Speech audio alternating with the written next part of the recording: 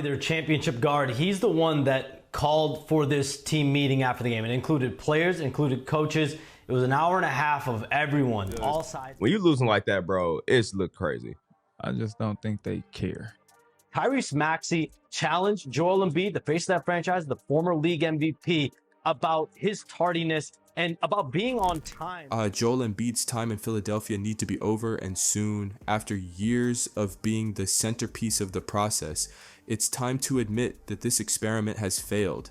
Despite his undeniable talent, Embiid hasn't proven he's the leader the Sixers need to reach the promised land. For all the hype, Embiid's tenure has been defined by missed opportunities, playoff failures, and fractured team chemistry. Tyrese Maxey recently called out Embiid for showing up late to team activities. That's not the behavior you want from a leader of your team. I care more about the team spirit and about something else. There's something else that makes me more worried than anything of this team means. Which is what? Which is the way Joel Embiid looks. So let's break it down. Why it's time for the Sixers to move on from Joel Embiid. And if you're interested in seeing more of my content, please like and subscribe. When the Sixers drafted Embiid in 2014, the city believed they had found their missing piece. A dominant big man with a skill set that seemed tailor-made for modern basketball. He was the face of the process. But injuries derailed his first 2 seasons, and by the time he debuted in 2016, the Sixers were in full rebuild mode. While Embiid flashed brilliance, the team around him struggled to find cohesion. Fast forward to today, and it's clear the Sixers have tried everything to make it work, but they're still falling short.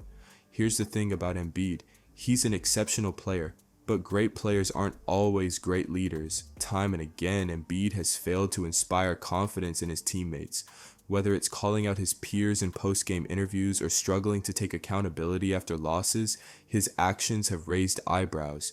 Leadership is about more than stats. It's about lifting those around you, and that's where Embiid falls flat. Embiid already let it be known he doesn't play back-to-back games. I'm pretty sure that went over well in the locker room. This season has only magnified the cracks in the Sixers' foundation. Rumors of locker room tensions leaked out, especially following James Harden's messy exit. Harden himself hinted at issues with the Sixers' leadership, and while much of the blame fell on management, Embiid's role as the team's leader can't be ignored. Add to that Doc Rivers' firing, and it's clear this team has a chemistry problem, and Embiid is at the center of it. In the playoffs, where legacies are made or broken, Embiid's postseason track record is, to say the least, disappointing. Take Game 7 against the Celtics in 2023. When the Sixers needed him most, he disappeared. These moments aren't isolated, they're a pattern. Despite the team's efforts to surround him with talent, Jimmy Butler, Ben Simmons, James Harden, the Sixers consistently crumble under pressure. At some point you have to ask, is Embiid the real problem? And with our record, that might need to change. I might need to be, more aggressive. So, I would imagine, next couple games, probably going to try to be more aggressive. If the Sixers want a fresh start, they already have the answer, Tyrese Maxey. At just 23, Maxey has shown he's not only a rising star, but also a player who thrives under pressure. His explosive scoring, relentless energy, and ability to adapt make him the perfect cornerstone for a modern NBA team. Building around Maxey offers the Sixers a chance to reset and create a team that embodies speed, energy, and cohesion. Maxey always shows up in big moments, and you can see that he's hungry to win. Then there's Embiid's playing style, highly effective but not without flaws. His reliance on drawing fouls, while brilliant in the regular season, often backfires in the playoffs when whistles tighten. Against elite defenses, his game becomes predictable, and his tendency to slow down the offense can stifle the team's rhythm.